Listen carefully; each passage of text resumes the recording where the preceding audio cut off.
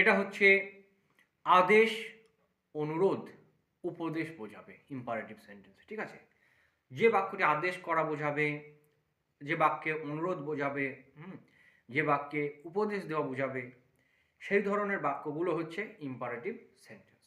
একটা এক্সাম্পলের সাহায্যে আমরা চলো বুঝে নিই বিষয়টা।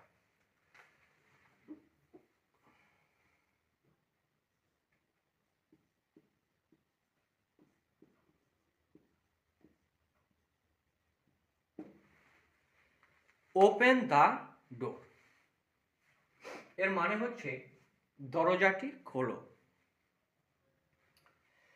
এই বাক্যে কমন জিনিস, অ্যাসার্টিভ বাক্যের মতো এখানে কিন্তু ফুল স্টপ আছে, তাই না? ফুল স্টপ আছে, এটা একটা কমন জিনিস।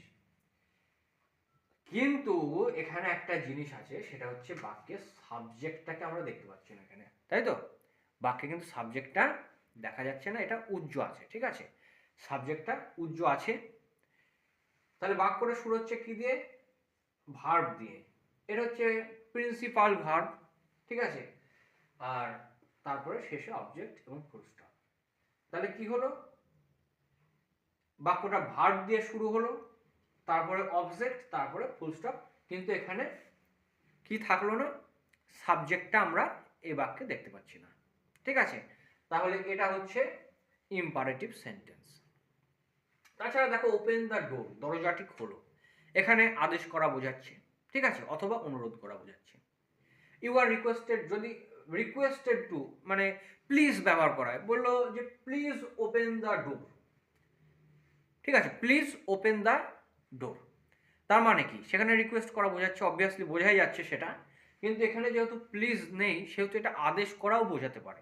ঠিক আছে, ওপেন দ্য ডোর, দরজাটি খোলো, এটা আদেশও বোঝাতে পারে। ঠিক আছে, তাহলে ইম্পারেটিভ সেন্টেন্স চেনার উপায়: সাবজেক্ট উজ্জ্ব থাকবে,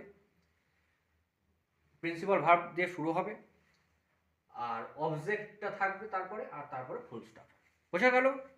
আদেশ, অনুরোধ আর উপদেশ।